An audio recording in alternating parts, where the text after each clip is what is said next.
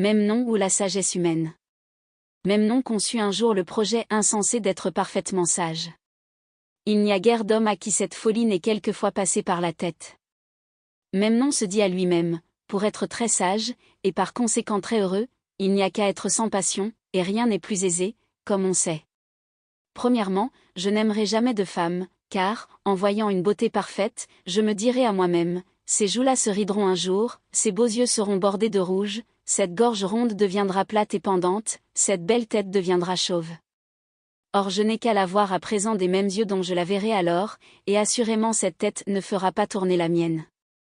En second lieu, je serai toujours sobre, j'aurai beau être tenté par la bonne chair, par des vins délicieux, par la séduction de la société, je n'aurai qu'à me représenter les suites des excès, une tête pesante, un estomac embarrassé, la perte de la raison, de la santé, et du temps, je ne mangerai alors que pour le besoin.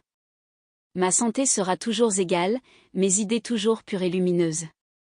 Tout cela est si facile qu'il n'y a aucun mérite à y parvenir.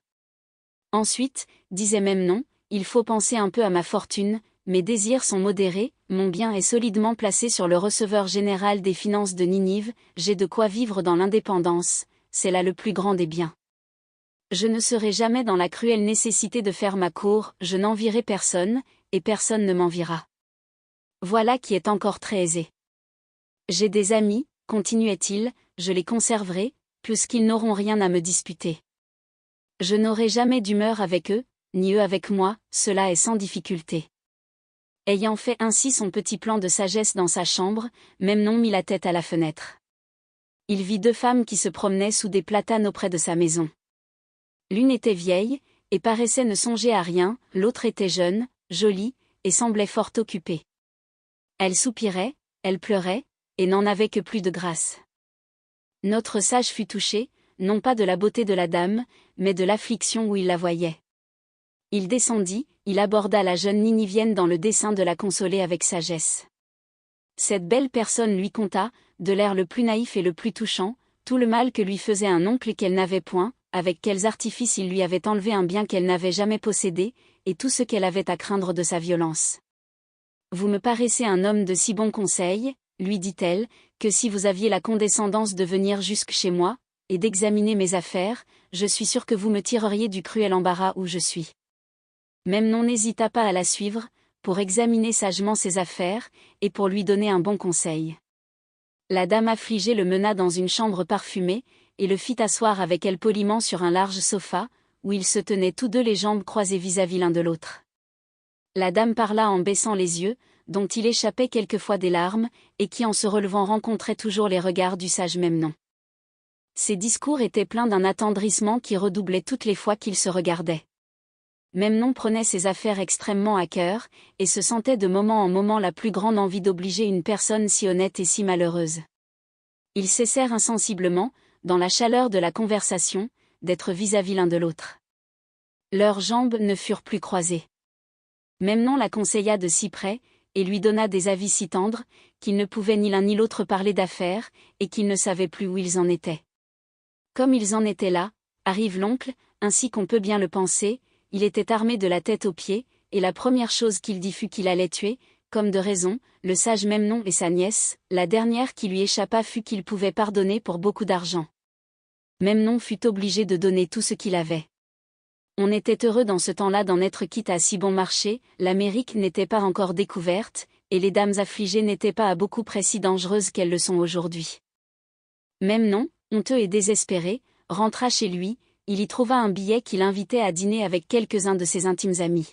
« Si je reste seul chez moi, dit-il, j'aurai l'esprit occupé de ma triste aventure, je ne mangerai point, je tomberai malade, il vaut mieux aller faire avec mes amis intimes un repas frugal.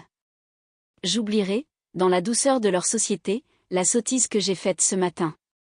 Il va au rendez-vous, on le trouve un peu chagrin. On le fait boire pour dissiper sa tristesse. Un peu de vin pris modérément est un remède pour l'âme et pour le corps. C'est ainsi que pense le sage Memnon, et il s'enivre. On lui propose de jouer après le repas. Un jeu réglé avec des amis est un passe-temps honnête. Il joue, on lui gagne tout ce qu'il a dans sa bourse, et 4 fois autant sur sa parole. Une dispute s'élève sur le jeu, on s'échauffe, l'un de ses amis intimes lui jette à la tête un cornet, et lui crève un œil. On rapporte chez lui le sage Memnon ivre, sans argent, et ayant un œil de moins. Il cuve un peu son vin, et dès qu'il a la tête plus libre, il envoie son valet chercher de l'argent chez le receveur général des finances de Ninive pour payer ses intimes amis. On lui dit que son débiteur a fait le matin une banqueroute frauduleuse qui met en alarme 100 familles. Memnon, outré, va à la cour avec un emplâtre sur l'œil et un placet à la main pour demander justice au roi contre le banqueroutier. Il rencontre dans un salon plusieurs dames qui portaient toutes d'un air aisé des cerceaux de 24 pieds de circonférence. L'une d'elles, qui le connaissait un peu, dit en le regardant de côté, « Ah, l'horreur !» Une autre, qui le connaissait davantage, lui dit, « Bonsoir, monsieur Memnon, mais vraiment, monsieur Memnon, je suis fort aise de vous voir. À propos, monsieur Memnon, pourquoi avez-vous perdu un œil ?»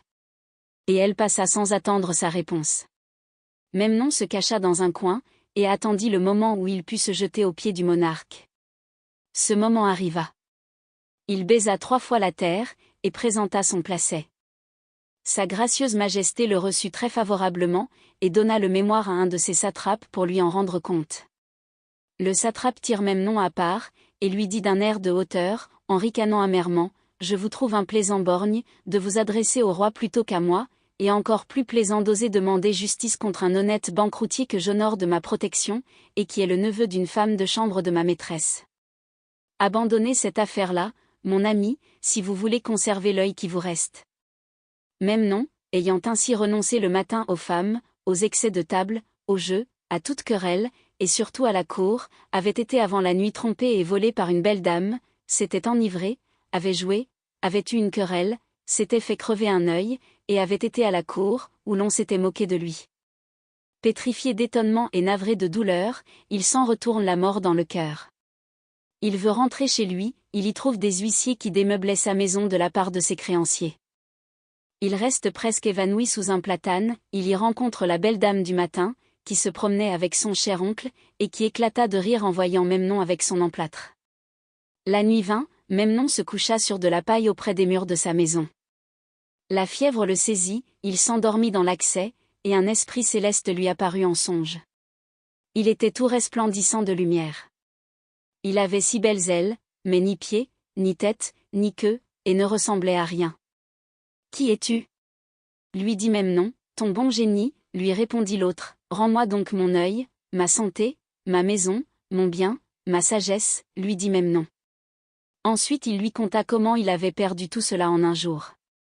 Voilà des aventures qui ne nous arrivent jamais dans le monde que nous habitons, dit l'esprit. Et quel monde habitez-vous, dit l'homme affligé. Ma patrie, répondit-il, est à 500 millions de lieues du soleil, dans une petite étoile auprès de Sirius, que tu vois d'ici, le beau pays, dit Memnon. Quoi ? Vous n'avez point chez vous de coquine qui trompe un pauvre homme, point d'ami intime qui lui gagne son argent et qui lui crève un œil, point de banqueroutier, point de satrape qui se moque de vous en vous refusant justice, non, dit l'habitant de l'étoile, rien de tout cela. Nous ne sommes jamais trompés par les femmes, parce que nous n'en avons point, nous ne faisons point d'excès de table, parce que nous ne mangeons point, nous n'avons point de banqueroutier, parce qu'il n'y a chez nous ni or ni argent, on ne peut nous crever les yeux, parce que nous n'avons point de corps à la façon des vôtres, et les satrapes ne nous font jamais d'injustice, parce que dans notre petite étoile tout le monde est égal. Memnon lui dit alors, Monseigneur, sans femme et sans dîner, à quoi passez-vous votre temps ? À veiller, dit le génie, sur les autres globes qui nous sont confiés, et je viens pour te consoler. Hélas, reprit Memnon, que ne veniez-vous la nuit passée pour m'empêcher de faire tant de folie ? J'étais auprès d'Assan, ton frère aîné, dit l'être céleste. Il est plus à plaindre que toi. Sa gracieuse majesté le roi des Indes, à la cour duquel il a l'honneur d'être, lui a fait crever les 2 yeux pour une petite indiscrétion, et il est actuellement dans un cachot, les fers aux pieds et aux mains. C'est bien la peine, dit Memnon, d'avoir un bon génie dans une famille, pour que, de 2 frères, l'un soit borgne, l'autre aveugle, l'un couché sur la paille, l'autre en prison. Ton sort changera, reprit l'animal de l'étoile.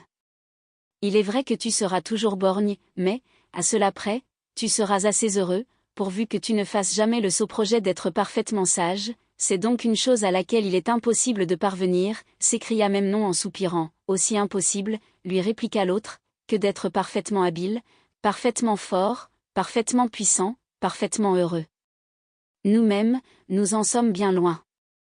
Il y a un globe où tout cela se trouve, mais dans les 100 000 millions de mondes qui sont dispersés dans l'étendue tout se suit par degrés.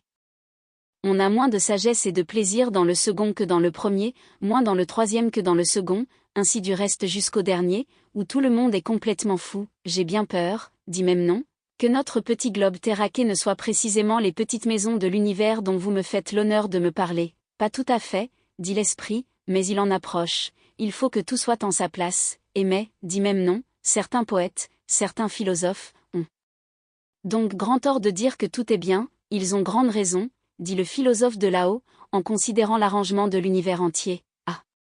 Je ne croirai cela, répliqua le pauvre Memnon, que quand je ne serai plus borgne. Fin de Memnon.